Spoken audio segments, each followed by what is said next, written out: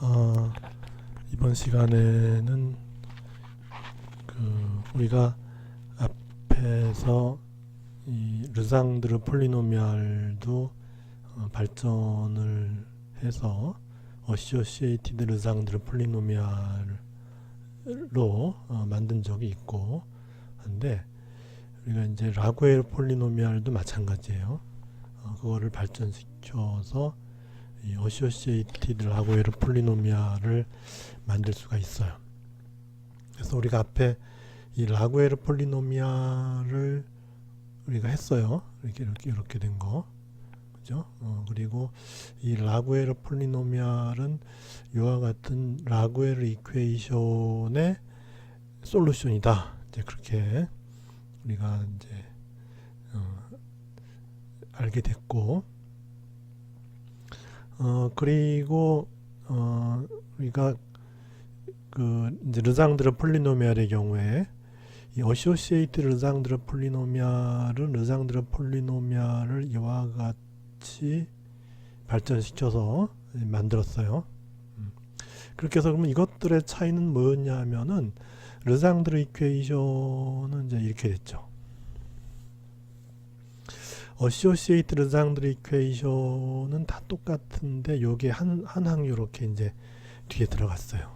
요 y쪽에 하나의 항이 추가가 됐어요.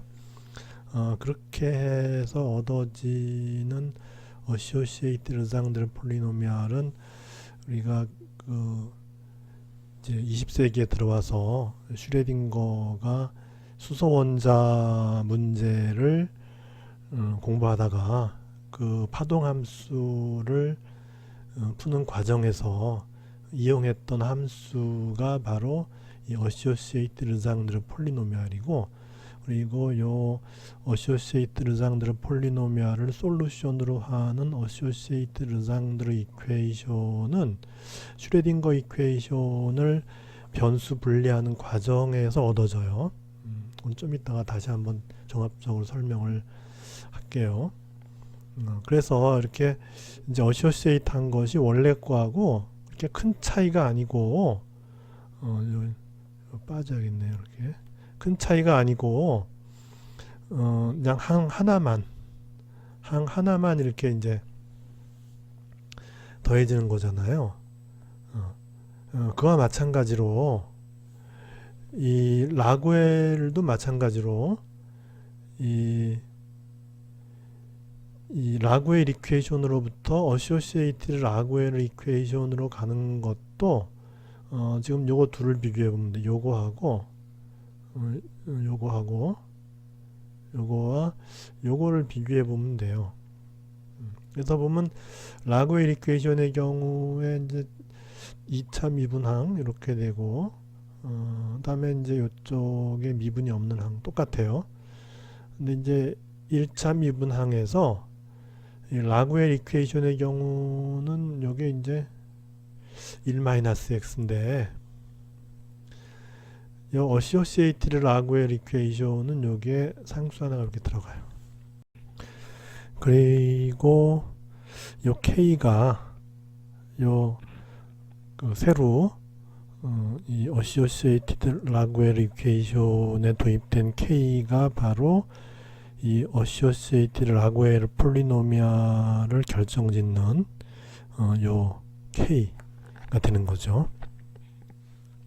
우리 르상드르의 경우에도 이제 르상드르 폴리노미알에서 어시오시에이트 르상드르 폴리노미알이 되면서 이것이 이제 수소 원자 문제에서 중요한 상수가 되죠. 이것이 m이, 그러니까 L은 그 앵귤러 모멘텀의 크기를 나타내고, 그리고 이 앵귤러 모멘텀이 세차 운동을 하니까 실제 우리가 관측하는 거는 어떤 특정한 방향의 성분을 관측하게 되는데, 이제 그것이 이제 m인 것이죠. 그런 식으로 해석하는 중요한 어떤 그 양자수가 되는데, 이제 여기 이제 라구엘에서도 우리가 이제 요거 k 하나가 이렇게 들어감으로 인해서 만들어지는 이 어시오시에이티드 라구엘 이퀘이션,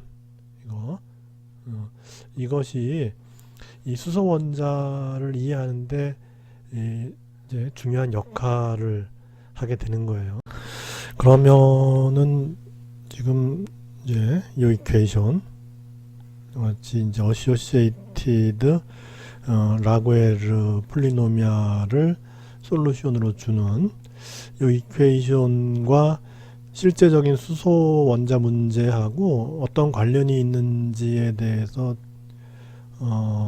좀 근본적으로 한번 따져보고 싶어요. 더 이상 이것에 대해서 얘기할 기회는 없는 것 같아서 이 기회에 아예 좀 약간 깊게 뭐 짤막하지만은 얘기해 보고자 합니다. 그래서 우리가 이제 수소 원자에서의 그 전자의 행동이 어떻게 되느냐 하는 거를 이제 20세기가 들어오면서 우리가 전자가 발견이 되고 하면서 이 원자는 원자핵과 전자로 구성되어 있다. 그러면 그 전자는 어떻게 행동할까? 이런 그 이제 문제를 생각하게 되죠. 근데 이제 항상 우리는 어떤 식으로 사고를 하냐 하면은 우리 인류는 이 보이지 않는 세상에 대해서 결국 이제 보이는 세상의 어떤 현상을 가지고서 보이지 않는 세상도 뭐 스케일만 좀 줄어들었을 뿐 뭐 같을 것이다라는 그런 이제 생각으로 접근을 해요.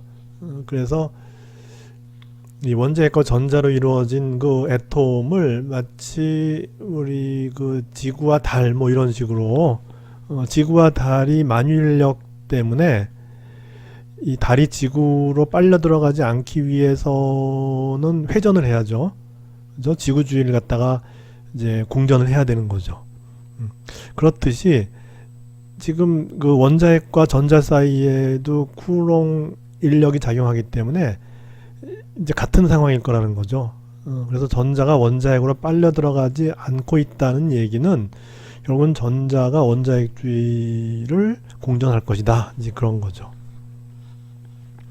그렇게 해서 이제 유추는 하는데 그게 이제 보이지 않는 세상이기 때문에 이제 설이 두 개로 갈리는 거죠. 이제 유명한 하이젠버그하고 보어 이쪽에서는 이게 보이지 않는 세상인데 우리가 그 운동 궤도를 굳이 정확히 할 필요가 있냐. 그냥 그런 게 있다고만 하고 우리가 핵심되는 에너지 같은 것만 제대로 뽑아내면은 되는 거지. 그게 그 운동을 뭐 시간의 함수로 우리 고전역학에서 하듯이 시간이 얼마면은 그 물체가 어디에 있고 하는 어떤 그런 관념을 가지고서 이 보이지 않는 세상을 이제 이해하려고 할 필요가 없다. 뭐 그런 거죠. 그래서 뭐 다른 사람들이 반박을 잘 못하고 있는데 이제 슈레딩거가 그것도 그렇지만 그래도 우리가 어떤 궤도가 있을 텐데 우리가 잘 모른다면은 우리가 어떤 파동적인 방법으로 이 파동이라고 하는 것 자체가 우리가 보면 거기서 파동의 위치를 정하라 했을 때 그 좀 애매모호하죠. 파동의 위치가 어디냐, 물결이 있는데 물결의 위치를 어디로 봐야 되느냐, 뭐 이런 어떤 문제와 비슷하기 때문에 그래서 파동으로 보고 한번 우리가 그 생각을 해보자 해서 이제 하밀토니안을 풀 생각을 하는 거죠. 그래서 이제 우리가 그 마치 역학적 에너지 보존 법칙에서처럼 이제 운동 에너지 더하기 위치 에너지가 역학적 에너지다 하는 거와 같은 개념이죠. 근데 이제 운동 에너지를 연산자화하는 어떤 그런 게 차이점이죠. 그래서 EM분의 P제곱인데 이 P라고 하는 것이 이제 연산자죠. 마이너스 IH 바 그레디언트 이렇게 해서 이제 요거 제곱을 하니까는 이 델이 제곱이 되니까 이제 이런 이제 델 제곱이라는 오퍼레이터가 관련이 되고 그 다음에 이제 우리 이제 위치 에너지 V인데 이 위치 에너지는 이 전자가 원자핵과의 쿨롱 어트랙션에 의해서 생겨나는 위치 에너지니까는 이제 이렇게 쓸 수 있다. 그러니까 수소 원자니까는 원자핵에 플러스 2가 있고 전자는 마이너스 2니까 이거 둘 사이의 어트랙션은 마이너스 2제곱에 이제 4파이 엡실론 제로의 거리 R에 반비례하는 이제 그런 이제 에너지를 가지게 되죠. 그렇게 해서 그거에다가 이제 파동 함수를 이렇게 곱해서 이와 같은 아이겐밸류 이퀘이션 타입으로 한번 풀어보자 한 것이죠. 그래서 이것이 이제 바로 전자가 가지는 에너지 상태다. 그렇게 되는 것이죠. 그렇게 해서 우리가 요 델 제곱이라고 하는 거는 우리 10장에서 이렇게 스퍼리컬 코오디네이트에서 이렇게 된다는 거를 알고 있죠. 그렇게 해서 요거를 이제 분리를 해요. R, 세타, P 각각을 분리를 해서 이 솔루션이 이제 R만의 함수, 그 다음에 세타 P의 함수를 일단 나누고 요 세타 P의 함수는 또 세타의 함수와 P의 함수를 이렇게 나누는데 요 세타의 함수 요걸 갖다 우리가 이제 부르는 이름이 있어요. 이 뒷부분에 이제 편미분해 가면은 잠깐 나오는데 스퍼리컬 하모닉스라고 하죠. 그래서 그거는 이제 뭐냐 하면 우리가 이 어시오시에이티드 르장드르 폴리노미얼 하고 이 에디무솔 파트, 즉 B 파트의 그 솔루션에 곱이 돼요. 근데 이제 B 파트는 이제 쉽게 풀 수 있는 거고 이 어시오시에이티드 르장드르 폴리노미얼을 솔루션으로 하는 어시오시에이티드 르장드르 이퀘이션은 약간 좀 어렵죠. 우리가 앞에서 르장드르 이퀘이션 요까지에다가 요게 하나 더 붙은 게 이제 어시오시에이트 르장드르 이퀘이션이고 요것의 솔루션이 바로 어시오시에이트 르장드르 폴리노미얼이 되는 거죠. 그렇게 해서 이제 이거를 각각의 그 R 파트와 세타 파트, P 파트를 분리하는데 그 분리하면서 상수가 생기죠. 원래 이퀘이션에서는 없었던 요 L이라고 하는 상수도 생기고 또 M도 생겨요. 그래서 그거는 이제 변수 분리를 하면서 이제 서로 다른 변수로 이루어진 이퀘이션이 같으려면은 그거는 상수가 될 수밖에 없다. 이렇게 해서 이제 상수가 이 변수 분리 과정에서 이게 두 번 분리를 해야죠. 요렇게 해서 한 번 분리하고 그렇게 할 때 이제 L이 나오고 얘네 둘을 분리할 때 M이 나와요. 그렇게 해서 이제 두 개의 그 상수가 나오고 그 다음에 최종적으로 보면은 또 하나의 상수가 나오는데 그게 이제 에너지를 찾는데 이용되는 중요한 상수가 되는 것이죠.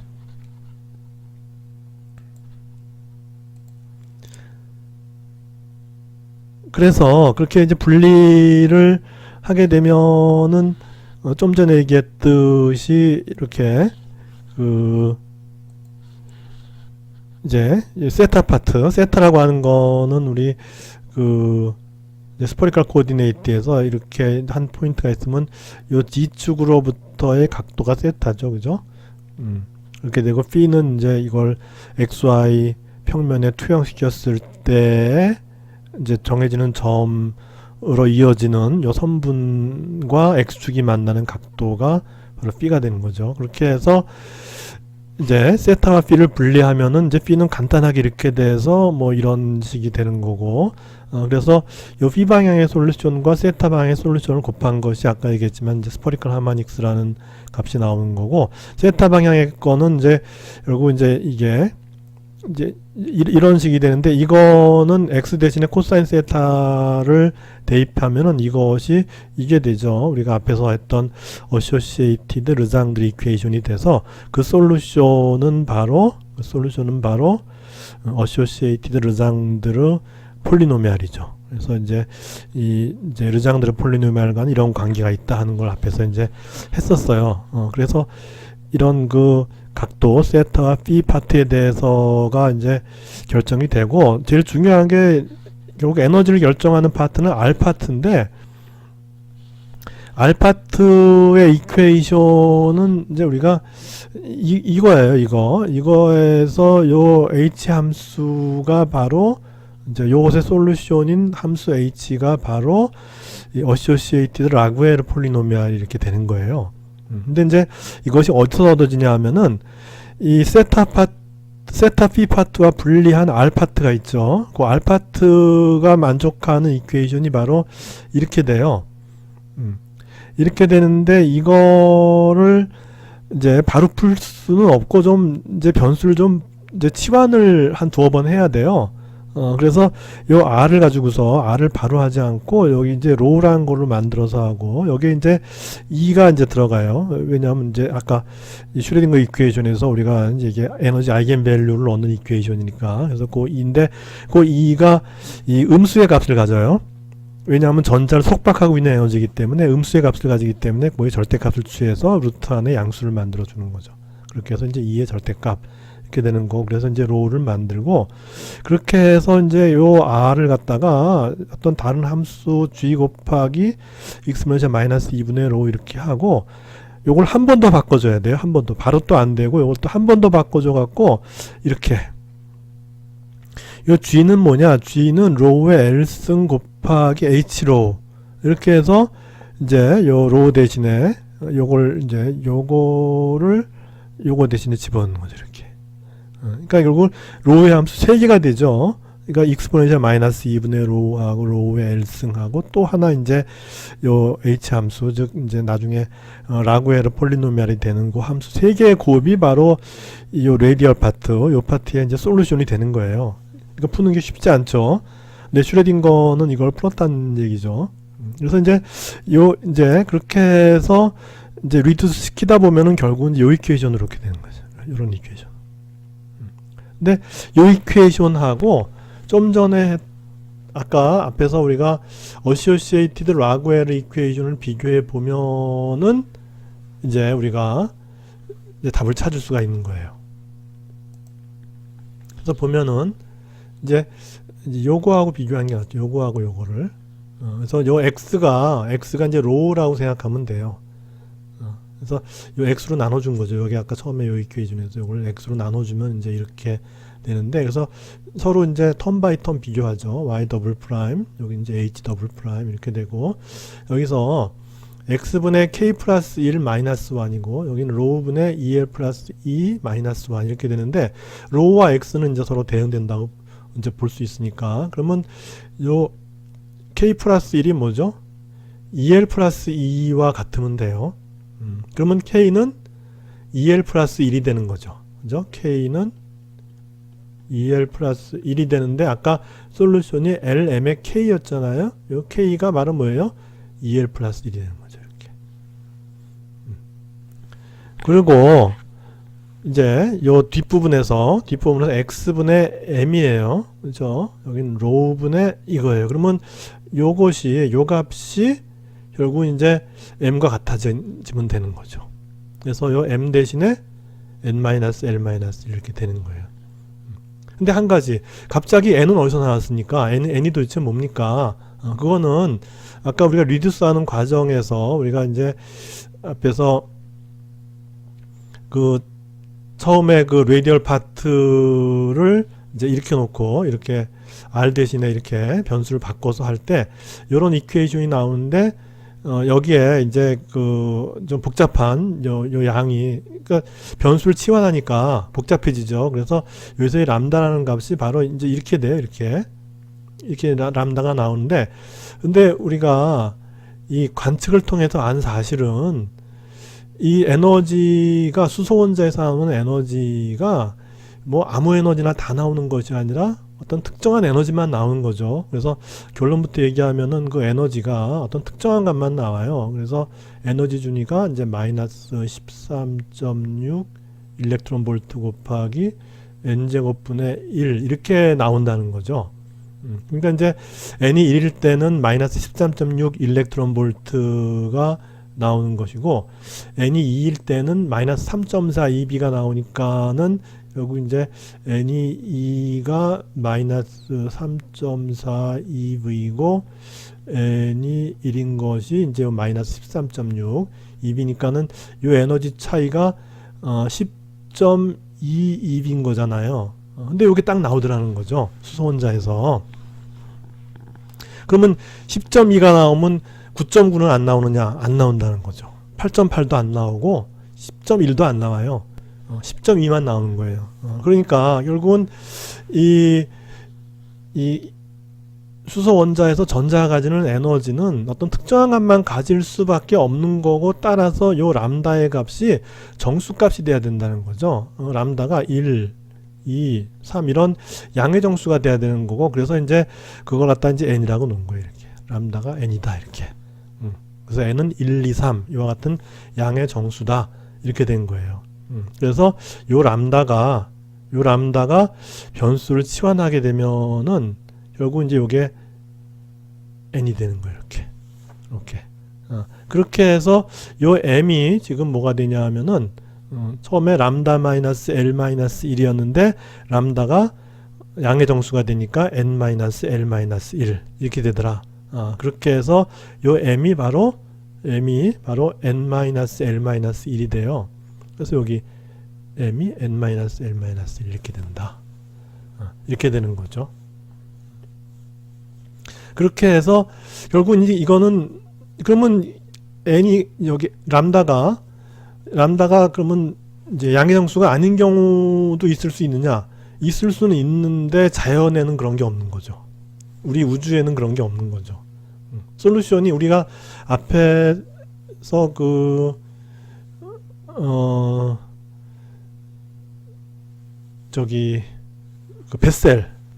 베셀 할 때도 그렇고 르장드르 이퀘이션 할 때도 그렇고 거기서 르장드르 이퀘이션의 예를 들면은 여기서 요 L이 정수가 아니더라도 솔루션이 있죠. 무한급수가 되죠. 그런데 L이 정수가 되면 어떻게 되죠? 그러면은 이제 르장드르 폴리노미알로 유한한 이제 급수가 되는 거죠. 그래서 우리가 이용할 수 있는 거죠. 함수가 간단해지니까. 그렇게 해서 이제 얻어진 것이 실제로 자연현상과 일치하면 그러면은 이제 그 이퀘이션에서 굳이 우리가 정수가 아닌 해를 이용할 필요가 없는 거죠. 정수해는 자연현상을 나타내고 정수가 아닌 해는 그냥 수학적으로 있을 수는 있으나 자연적으로는 발견되지 않는 그런 해가 되는 거죠. 근데 여간에 수소 원자에서는 요 람다 값이 이 양의 정수가 되는 그런 솔루션만이 발견되는 거예요. 그래서 결국은 요 솔루션이 요와 같이 우리가 딱딱 떨어지는 이 어소시에이티드 라구에르 폴리노미알로, 그래서 유한한 급수가 되는 거죠. 우리가 이 라구에르 폴리노미알이나 어소시에이티드 라구에르 폴리노미알이나 다 유한한 급수죠. 그러니까 그 항이 무한히 가는 것이 아니라 어떤 몇 개의 항에서 끊어지죠. 더 이상 이제 항이 존재하지 않는 거죠. 그런 식으로 유한한 어떤 사이즈를 가지는 함수기 때문에 우리가 이해하기가 편한 거죠. 그렇게 해서 우리가 이제 그 에너지를 구하는 수소 원자에서 전자가 가지는 에너지 준위를 구하는데 이 정수의 이제 해만이 존재한다는 것이 실험적으로 관측이 됐고, 그래서 그 정수가 되는 요 람다를 해서 에너지를 계산해 봤더니 이렇게 나왔는데, 그렇게 해서 요 두 레벨 사이에 에너지 차를 구해 봤더니 딱 이론과 실험이 일치하더라는 거죠. 그렇게 해서 그래서 결국 이제 이 수소 원자에서 전자가 가지는 파동함수 사이의 그 레디얼 파트는 바로 어소시에이티드 라구에르 폴리노미알로 기술이 될 수 있다. 이제 그렇게 되는 거죠. 그래서 슈레딩거가 이렇게 풀어서 그 당시에 그 어떤 주류의 학파는 이 덴마크에 있었어요. 근데 덴마크는 바로 독일하고 붙어 있죠. 그래서 뭐 말도 비슷하고 해서 하여튼 서로 잘 통하고, 그리고 그 당시가 이제 뭐 1차 대전 지나고 뭐 좀 혼란스럽긴 했지만 그래도 뭐 학문은 계속 되죠. 우리가 그 프랑스 혁명 얘기를 한 적 있죠. 이제 혼란의 시기에도 학문은 계속됐듯이 그 1차 대전 이후에 그 혼란한 시기에도 학문은 살아남아서 계속되고 있었고, 이와 같은 그 보이지 않는 세상에 대한 가장 앞서가는 사람이 닐스 보하고, 그리고 이제 이 하이젠버그였어요. 그래서 그 두 사람이 그 이제 코펜하겐 뭐 학파 뭐 그렇죠. 지금도 있어요. 지금도 가면 거기 건물도 있고 이제 그런데 이제 거기서 그렇게 아까 얘기했지만은 보이지 않는 입자의 운동 궤도에 대해서는 우리가 논할 필요가 없다 하고 이제 그렇게 해서 이제 파동함수 그 개념에 대해서는 전혀 이 감을 잡지 못하고 있는 그런 상황에서 이제 슈레딩거는 오스트리아 사람이에요. 닐스 보어는 이제 덴마크 사람이고 그리고 이제 하이젠버그는 독일 사람이고 이제 오스트리아 사람이 그 당시로서는 이제 가장 앞서간다는 그 닐스 보어 연구소에 가서 자기가 이런 생각을 해서 이렇게 문제를 풀었습니다. 그랬더니 이제 닐스 보어나 하이젠버그 입장에서는 그 궤도를 알 수 없다는데 와갖고 뭐 파동함수 어쩌고 막 하니까 썩 그렇게 뭐 기분이 좋진 않은데 그래도 뭐 대단한 거라고 이제 칭찬을 받아요. 근데 닐스 보어가 워낙에 또 이 사람이 질문을 잘하는 사람이라서 그러면 그렇게 파동함수를 정해놓고 궤도가 다 정해져 있는데 근데 전자가 왜 빛을 내지? 이렇게 물어본 거예요. 그러니까 이제 그러면 빛을 내려면 결국 에너지를 잃어버려야 되는데 그렇게 안정적인 궤도를 갖고 있는데 전자가 왜 빛을 내면 떨어지냐? 이게 대단한 질문이죠. 슈레딩거는 당연히 대답을 못하죠. 왜냐하면 간신히 슈레딩거 이퀘이션 하나 풀어서 갔는데 거기서 전자가 빛을 내는 것까지 설명해라 그러니까 이게 이제 뭐 다 아는 사람은 없잖아요. 그래서 누가 좋은 질문을 해주면은 그 좋은 질문을 가지고서 이제 또 좋은 문제를 만들어서 그 문제를 풀어서 또 그 질문에 대한 답을 만들고 이제 그런 게 이제 어떤 과학적인 그런 사고잖아요. 뭐 인문학도 마찬가지겠지만은 그렇게 해서 이제 그때 몰랐죠. 물론 당연히 이제 그 뒤에 이제 인데 이렇게 파동 함수기 때문에 이것들이 그 궤도들이 겹친다.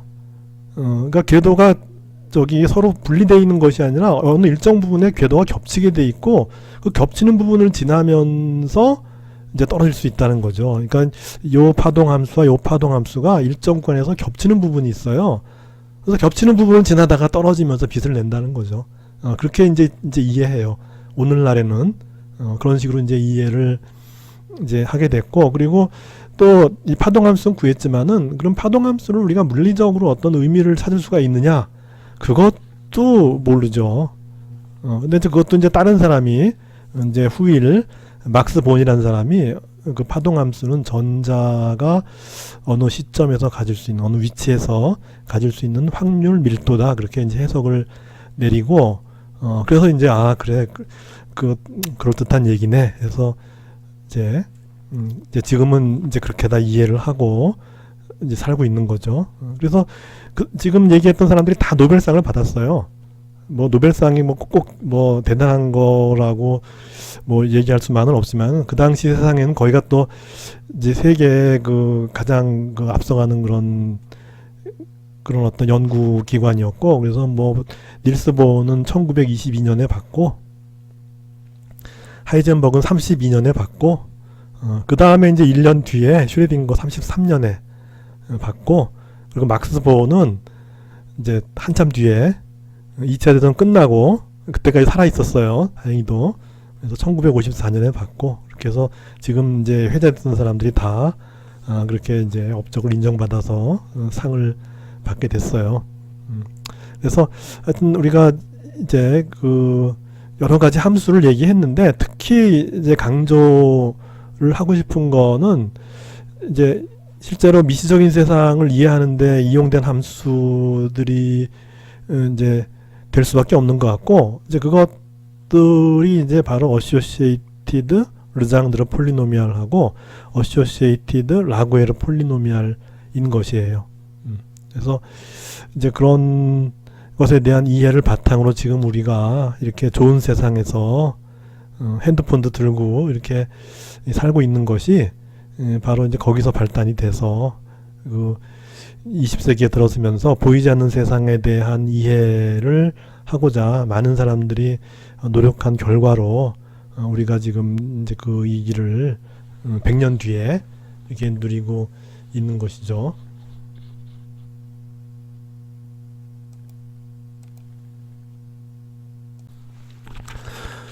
혹시 문자를 혼동할까봐 덧붙이고자 하는데, 이 라구엘 이퀘이션 또는 어소시에이티드 라구엘 이퀘이션에서 요 m하고 요 어소시에이티드 르장드르 폴리노미알에서 요 m은 같은 m이 아니죠.